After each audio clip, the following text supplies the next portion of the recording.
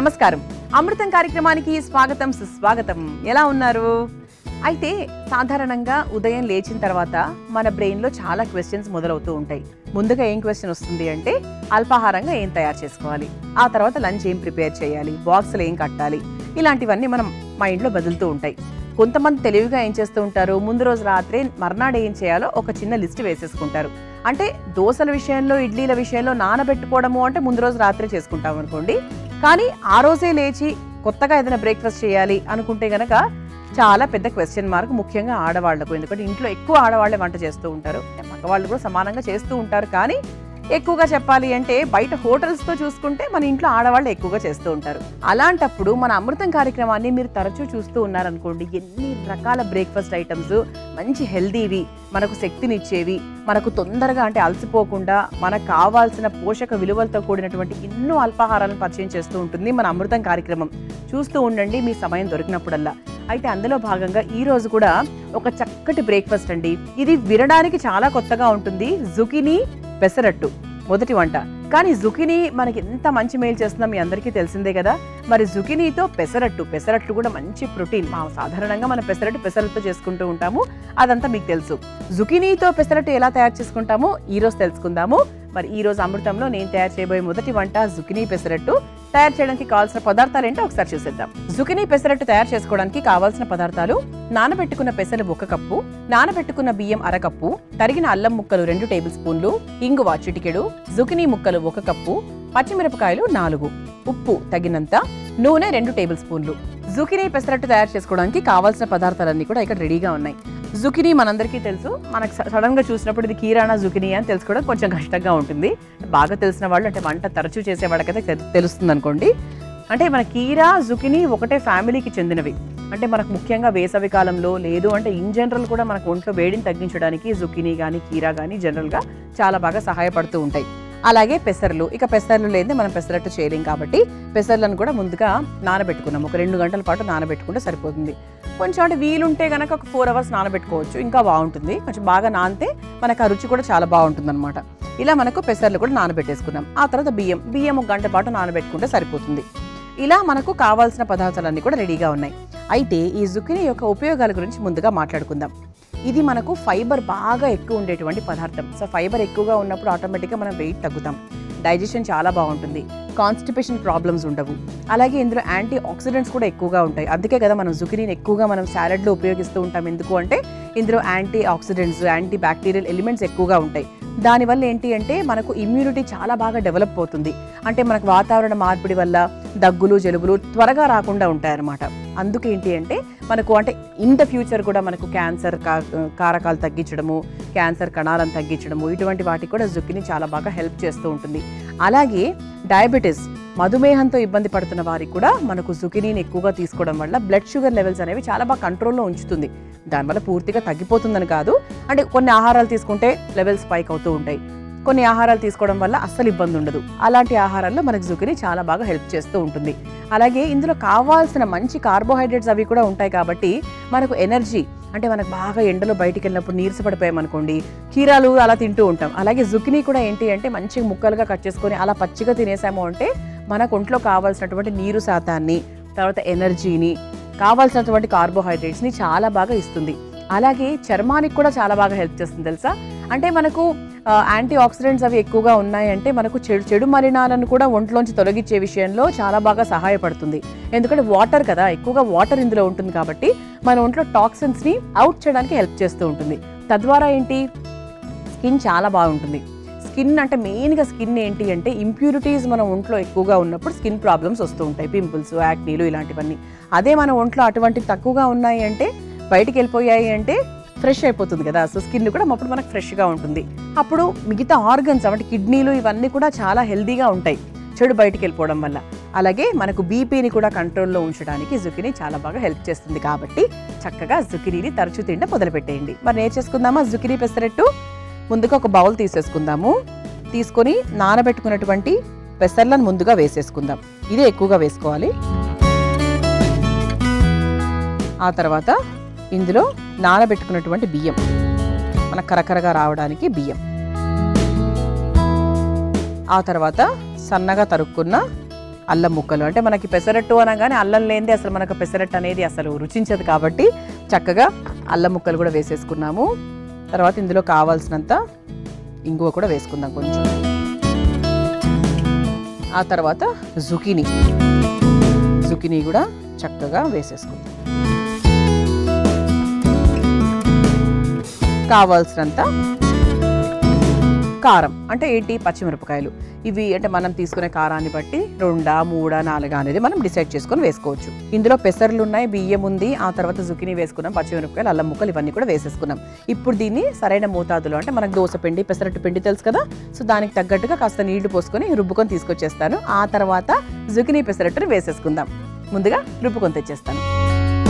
చక్కగా ఇలా రుబ్బుకొని తీసుకొచ్చేసానండి. ఇది ఒకసారి మీకు ఎంత జారుడుగా రుబ్బుకున్నానో ఒకసారి చూపిస్తాను. ఇది కావాలంటే ఇంకొంచెం నీళ్లు కావాల్సింటే పోసుకోవచ్చు. కాకపోతే మనకు దోశ కన్నా కూడా పెసరట్టు కొంచెం థిక్గా ఉంటుంది, కాస్త ఒక పిసరు. ఇప్పుడు ఇందులో కాస్త ఉప్పు వేసేసుకుందాము.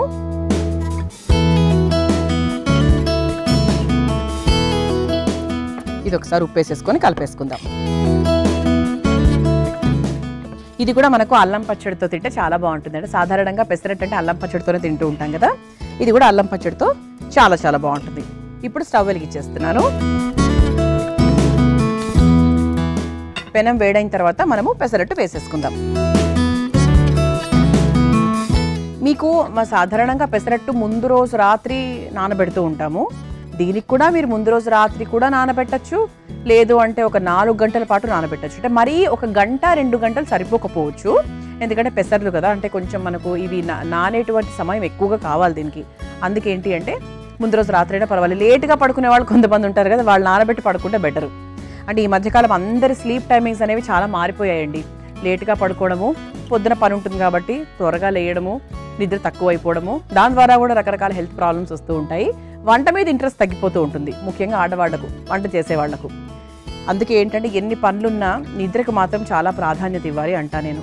ఒక 6 నుంచి 7 గంటల నిద్ర ఖచ్చితంగా ప్రతి మనిషికి ఉండాలి, లేదు అంటే ఇబ్బందులు ఎదురవుతాయి. పెనం కూడా వేడవుతుంది, మన పిండి కూడా రెడీగా ఉంది. కొంచెం నీళ్ళు ఏమైనా 1-2 స్పూన్లు నీళ్ళు ఏమైనా అవసరం పడతాయేమో అని అనిపిస్తుందండి. కొద్దిగా నీళ్లు వేసుకుంటున్నాను.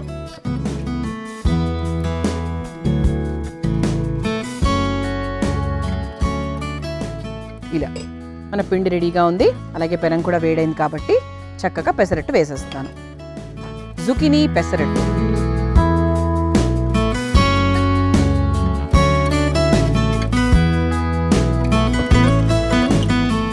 ఇది మనము నూనెతో అయినా నెయ్యితో అయినా చక్కగా కాల్చుకోవచ్చు. నేను నూనెనే ఉపయోగించేస్తున్నాను. మన ఒంటికి కూడా ఎంతో కొంత నూనె శాతం కావాలండి, తెలుసా.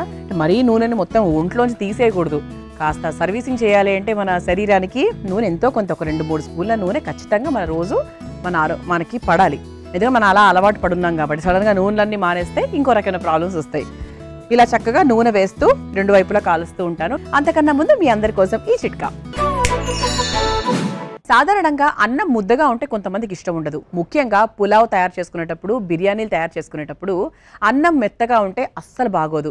అలాంటప్పుడు ఏం చేయాలి అంటే పులావ్ ఉడుకుతున్నప్పుడు అలా నీళ్లు పోసిన తర్వాత అందులో ఒక 2 చెంచాల నూనె వేసినట్టయితే మనకు అన్నం పొడి పొడిగా ఉంటుంది, అలాగే రుచికరంగా కూడా ఉంటుంది.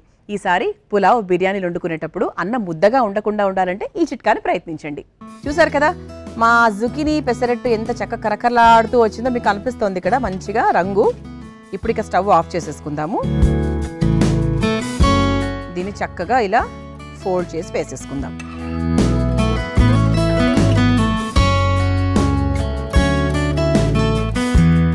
దీన్ని అంటే ఇలా చక్కగా ఈ టైంలో నేనైతే ఇలాగే తింటానండి. దాని మీద చక్కగా ఇప్పుడు నెయ్యి వేసుకోవడం, నెయ్యితో కాల్చుకోకపోయినా కూడా నూనెతో కాల్చుకున్నా కూడా ఇలా మన ప్లేట్లోకి వేసుకున్న తర్వాత ఇలా పైనుంచి నెయ్యి వేసుకుంటే ఆహా అద్భుతంగా ఉంటుంది మన జుకీనీ పెసరట్టు.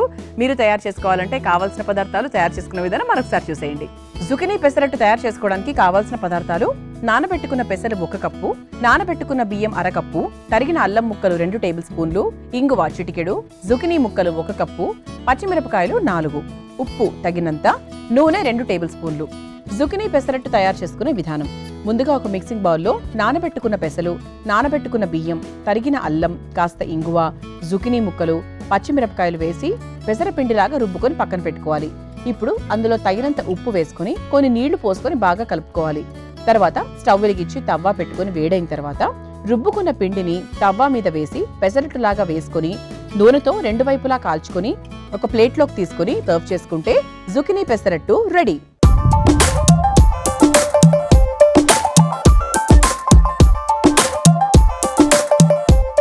చూసారు కదా, జుకినీ పెసరట్టు తయారు చేసుకోవడానికి కావాల్సిన పదార్థాలు, తయారు చేసుకునే విధానం, రుచి చూసి ఎలా ఉందో చెప్తాను. చక్కగా వెన్న కూడా ఇక్కడ మనకి రెడీగా ఉంది కాబట్టి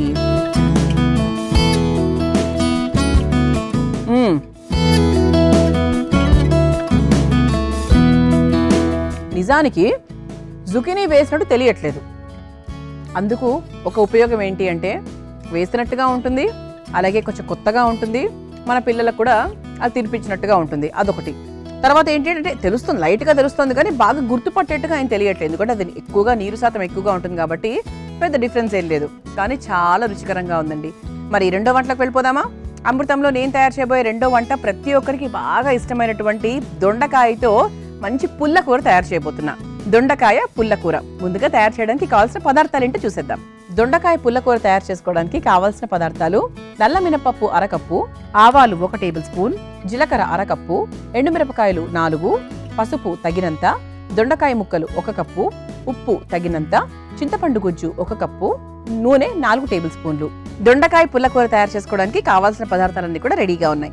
దీనికి దొండకాయల్ని నేను పొడవుగా కట్ చేసుకున్నాను. మీకు ఒకవేళ అలవాట్లో గుండ్రంగా కట్ చేసుకునే అలవాటు మీకుంటే అలాగో కట్ చేసుకోవచ్చు, ఇబ్బంది ఏం లేదు. ఆ తర్వాత ఇవన్నీ మన ఇంట్లో ఉండేవే, దీని గురించి ప్రత్యేకంగా చెప్పాల్సిన పని లేదు. కాకపోతే దొండకాయ గురించి తెలుసుకుందాం. దొండకాయ అంటే మామూలుగా నాకు బాగా దొండకాయతో ఎక్కువ పరిచయం ఎప్పుడు అంటే బాలింతగా ఉన్నప్పుడు దొండకాయ కూర చాలా ఎక్కువగా పెడుతూ ఉంటారు. ఎందుకంటే పాలు బాగా పడతాయని, వాళ్ళకి చాలా బలకరంగా ఉంటుంది. పిల్లలకి సంబంధించి మనకి ఎక్కువగా దొండకాయ ఎక్కువ మనకు అలవాటు, ఆడవాళ్ళందరికీ, డెలివరీ అయిపోయిన ఆడవాళ్ళందరికీ. ఎందుకంటే తిని చాలా విసుగు పుట్టేంత పెడుతూ ఉంటారు. అది పక్కన పెట్టేస్తే దొండకాయలో ఎంత మంచి విటమిన్స్ ఉంటాయంటే vitamin B1, B2, B3, B6, B12 ఇలా ఎన్నో రకాల బి విటమిన్స్ ఉంటాయి. అంటే బి విటమిన్స్ అనేవి మన శరీరానికి చాలా చాలా ఇంపార్టెంట్. అవి తగ్గినప్పుడే మనకు రకరకాల ఇబ్బందులు వస్తూ ఉంటాయి. అందుకే బి కాంప్లెక్స్లు ఇలాంటివన్నీ టాబ్లెట్స్ కూడా చాలా మంది వాడుతూ ఉంటారు. కానీ దొండకాయ ఎక్కువగా తీసుకోండి, అన్ని రకాలు బిలో దొరుకుతాయి కదా, అదనమాట. అది పక్కన పెట్టేస్తే మనకి ఎన్ని రకాలు అంటే calcium, magnesium, phosphorus, sodium, iron ఇలా ఇన్ని రకాల విటమిన్స్ మనకు దొండకాయలో పుష్కలంగా ఉంటాయి. అలాగే వెయిట్ తగ్గించడానికి కూడా దొండకాయ చాలా బాగా ఉపయోగపడుతూ ఉంటుంది. అంటే బరువు తగ్గాలనుకున్న వాళ్ళు దొండకాయ కూర తయారు చేసుకున్న వారానికి 3-4 సార్లు తిన్నారనుకోండి, అంటే ఎక్కువ అందులో ఫ్యాట్ కంటెంట్, షుగర్ లెవెల్స్ అలాంటివి ఏమి ఎక్కువగా ఉండవు కాబట్టి ఆరోగ్యానికి చాలా మేలు చేస్తుంది. మన ఒంట్లో ఉండేటువంటి కొవ్వును తగ్గిస్తుంది. తద్వారా ఏంటి అంటే బరువు తగ్గుతాం. అలాగే జీర్ణక్రియను కూడా చాలా బాగా పెంపొందించుతుంది. కాన్స్టిపేషన్ ఇబ్బంది ఉండదు, చక్కగా డైజెస్ట్ అయిపోతుంది, మంచి ఫైబర్ ఉంటుంది ఇందులో. అలాగే షుగర్ లెవెల్స్ ని కూడా బాగా కంట్రోల్లో ఉంచుతుంది. మరి ఇన్ని రకాల ఉపయోగాలు ఉన్నాయి కాబట్టి ఇక దొండకాయని రకరకాల అంటే దొండకాయకి చాలా చక్కటి ప్రాధాన్యత ఉంది మన సౌత్ ఇండియన్ థాళీలో. అంటే సౌత్ ఇండియన్ వంటకాలలో, కూరల్లో దొండకాయని ఎన్ని రకాలుగా చేస్తూ ఉంటారు. దొండకాయ ఉల్లికారం అని, దొండకాయతో ఎన్ని పచ్చళ్ళు, బోల్డ్ రకాలు ఉంటాయి. మరి ఈ రోజు మన అమృతంలో సాత్వికంగా మనం దొండకాయ పుల్ల కూర తయారు చేసుకుంటున్నాం. పుల్ల కూర అంటే సాధారణంగా పెరుగు ఉంటుందేమో అని మీరు అనుకుంటారు. కాదు, ఇక్కడ మనం చింతపండు వాడుతున్నాం. అండ్ దీనికంటూ ఒక పొడి తయారు చేసుకోవాలి. ముందుగా ఒక పొడి తయారు చేసుకున్న తర్వాత అసలైన కూర ప్రాసెస్లోకి వెళ్ళిపోతాం. మరి ముందుగా పొడి తయారు చేసుకుందాం. స్టవ్ వెలిగించేసుకుందామా?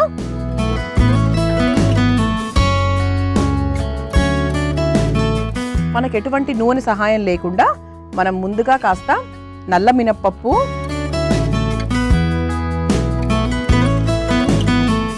అలాగే జీలకర్ర, అలాగే ఎండుమిరపకాయలు, ఈ మూడింటిని నూనె లేకుండా డ్రైగా అలా చక్కగా వేయించేసుకొని ఒక పొడి తయారు చేసుకున్న తర్వాత కూర ప్రాసెస్లోకి వెళ్ళిపోతాం. అంటే నూనె వేసుకుంటే ఏమవుతుందంటే నిలువ ఉంచుకోవడం కొంచెం కష్టం. సో ఇది తక్కువ మోతాదులో చేసుకుంటే ఇబ్బంది ఏం లేదు, కాస్త నూనె కూడా వేసుకోవచ్చు మీరు. కానీ పొడిగా అంటే నూనె లేకుండా మనం పొడి చేసుకుంటే మాత్రం అది చాలా రోజుల వరకు మన ఫ్రిడ్జ్లో ఎయిర్ టైట్ కంటైనర్లో పెట్టుకుంటే చాలా ఫ్రెష్గా ఉంటుంది.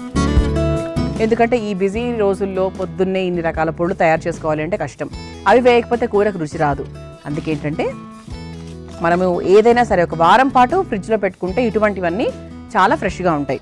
అట్లా అని ఈ రోజు మిగిలిపోయిన అన్నాన్ని ఫ్రిడ్జ్లో పెట్టుకొని రేపు పొద్దున్న తినడము అలాంటివి చాలా వరకు తగ్గించేయండి. ఎందుకంటే ఫ్రిడ్జ్లోకి ఒక వండినటువంటి పదార్థం వెళ్ళింది అంటే అది పాయిజన్తో సమానం అని చాలామంది చెప్తూ ఉంటారు. అట్లా అని మళ్ళీ కళ్ళారా చూస్తూ మనం పడేయలేము.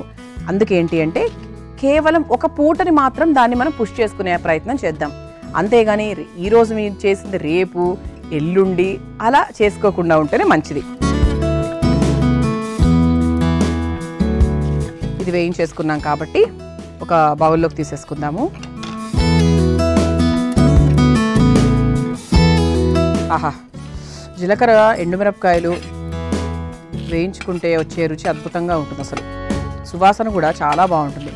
స్టవ్ ఆఫ్ చేసేసుకుందాము.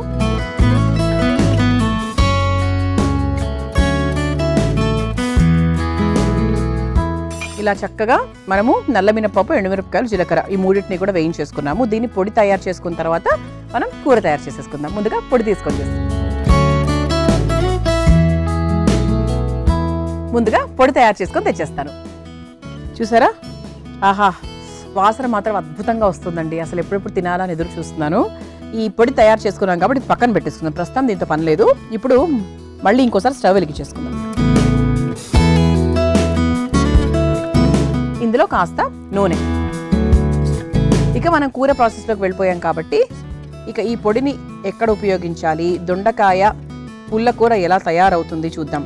అయితే దొండకాయలు, వంకాయలు వీటన్నిటిలో కూడా ఒక్క స్పూన్ నూనె ఎక్కువ పడుతుంది. ఎందుకంటే వీటికి అదే రుచి కాబట్టి కాస్త ఉన్న దాని మీద కొంచెం ఎక్కువ. నూనె వేడైపోయింది కాబట్టి ముందుగా ఆవాలు,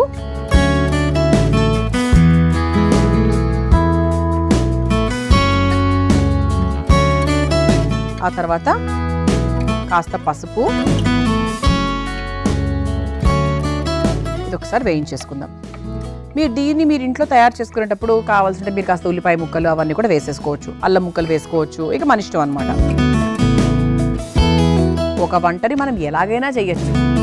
కాకపోతే ముఖ్యమైనవి కొన్ని ఉంటాయి కదా, అంటే మన వంటలో ముఖ్యమైనది ఏంటంటే ఈ పొడి, అది ముఖ్యమైనది కాబట్టి వాటిని మాత్రం మిస్ కాకుండా మిగతా వంచిన మార్పులు చెరుపులు మీరు చేసుకోవచ్చు. పసుపు వేసేసాం కాబట్టి ఇప్పుడు మనము కట్ చేసుకున్నటువంటి ఈ దొండకాయ ముక్కలు ఏవైతే ఉన్నాయో వాటిని చక్కగా ఈ నూనెలో వేసేసుకుందాం.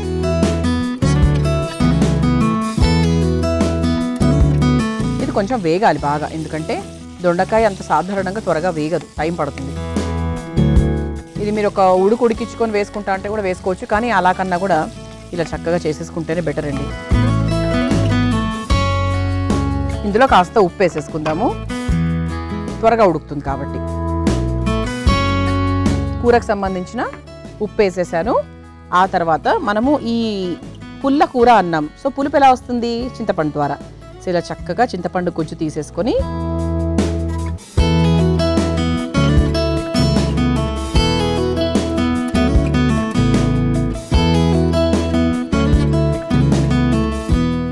ఇంకొంచెం కూడా తీయచ్చు మనము. అంటే ఆడవాళ్ళు సాధారణంగా పిప్పిని తొందరగా వదలరు, దాన్ని బాగా దాంట్లో ఉన్నటువంటి చింతపండు మొత్తం తీసేదాకా వదలరు కాబట్టి ఇలా చక్కగా తీసుకోవాలి. ఇప్పుడు ఇంకా దీంట్లో మళ్ళీ నీళ్లు పోయాల్సిన అవసరం ఏం లేదు. కొంచెం మీడియం ఫ్లేమ్లో పెట్టేసుకుంటే ఏంటంటే మనకు చక్కగా ఈ దొండకాయ ముక్కలు ఆ చింతపండు గుజ్జులో బాగా ఉడుకుతాయి. ఉప్పు వేసేసుకున్నాం, పసుపు వేసేసుకున్నాము. చివరిగా మనం పొడి వేసుకుందాం. ఇది కాస్త ఉడకాలి.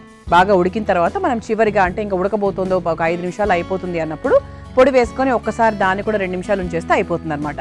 మరి దొండకాయ పుల్ల కూర సిద్ధమవుతుంది. మీ అందరి కోసం ఈ చిట్కా. మనం సాధారణంగా వడలు, పూరీలు ఇలా డీప్ ఫ్రై ఐటమ్స్ తయారు చేసుకునేటప్పుడు నూనె అప్పుడప్పుడు చిల్లుతూ ఉంటుంది.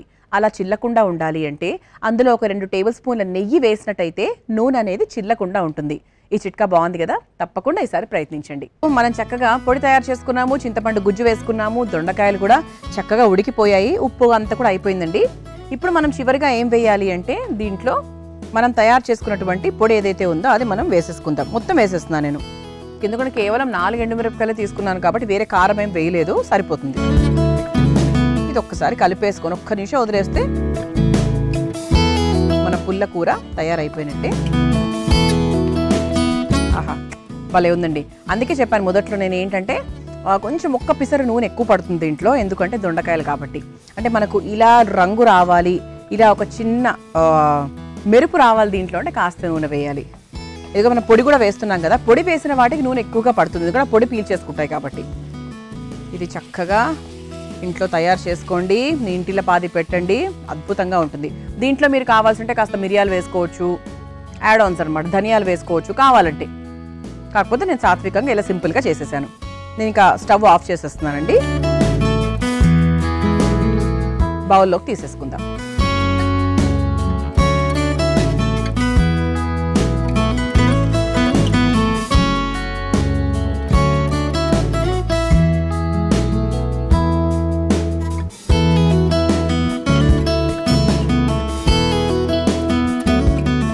ఇలా చక్కగా పూర్తయిపోయింది. ఇలా ప్లేట్లో పెట్టేసుకుందాము. మన దొండకాయ పుల్లకూర రెడీ అయిపోయింది. మీరు తయారు చేసుకోవాలనుకుంటే కావాల్సిన పదార్థాలు తయారు చేసుకునే విధానం మరొకసారి చూసేయండి. దొండకాయ పుల్లకూర తయారు చేసుకోవడానికి కావాల్సిన పదార్థాలు: నల్ల మినపప్పు అరకప్పు, ఆవాలు 1 టేబుల్ స్పూన్, జీలకర్ర అరకప్పు, ఎండుమిరపకాయలు 4, పసుపు తగినంత, దొండకాయ ముక్కలు 1 కప్పు, ఉప్పు తగినంత, చింతపండు గుజ్జు 1 కప్పు, నూనె 4 టేబుల్ స్పూన్లు. దొండకాయ పుల్లకూర తయారు చేసుకునే విధానం: ముందుగా స్టవ్ వెలిగించి బాండీలో నల్ల మినపప్పు, జీలకర్ర, ఎండుమిరపకాయలను వేసి దూరగా వేయించుకొని ఒక బౌల్లోకి తీసుకొని చల్లార్చి పొడిలాగా తయారు చేసుకొని పక్కన పెట్టుకోవాలి. తర్వాత మరలా స్టవ్ వెలిగించి బాండీలో నూనె వేసి వేడైన తర్వాత అందులో ఆవాలు, పసుపు, దొండకాయ ముక్కలు, కాస్త ఉప్పు, చింతపండు గుజ్జు వేసి ఒకసారి కలుపుకొని కొద్దిసేపు మగ్గించుకోవాలి. చివరిగా ఇందులో సిద్ధం చేసుకుని పెట్టుకున్నటువంటి ఆ మసాలా పొడిని కూడా వేసుకుని బాగా కలిపి ఒకసారి మగ్గించుకొని ఒక సర్వింగ్ బౌల్లోకి తీసుకుని సర్వ్ చేసుకుంటే దొండకాయ పుల్లకూర రెడీ.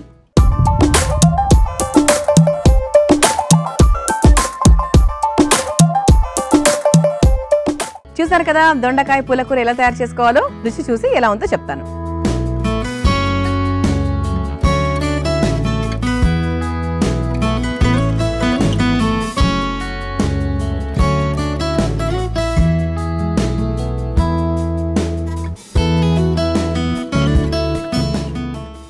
ఆహా, పుల్లకూర అంటే ఆ చింతపండు పులుపు అద్భుతంగా తెలుస్తుంది, బాగుంది. దాని తగ్గట్టుగా కారం కూడా పడింది కదా, ఆ రెండు మంచిగా చక్కగా ఉన్నాయన్నమాట. ఎవరికైనా ఇంత పులుపు అక్కర్లేదు అనుకుంటే, అంత మాకు అలవాటు లేదు అనుకుంటే కాస్త బెల్లం ముక్క వేసుకోవచ్చు కావాలంటే. కానీ ఇది మనకు పేరే పుల్లకూర కాబట్టి దాన్ని కొంచెం తీపి చేయకుండా ఇలానే ఉంచేసామన్నమాట. చాలా చాలా బాగుందండి, తప్పకుండా ప్రయత్నించండి, చాలా టేస్టీగా ఉంది.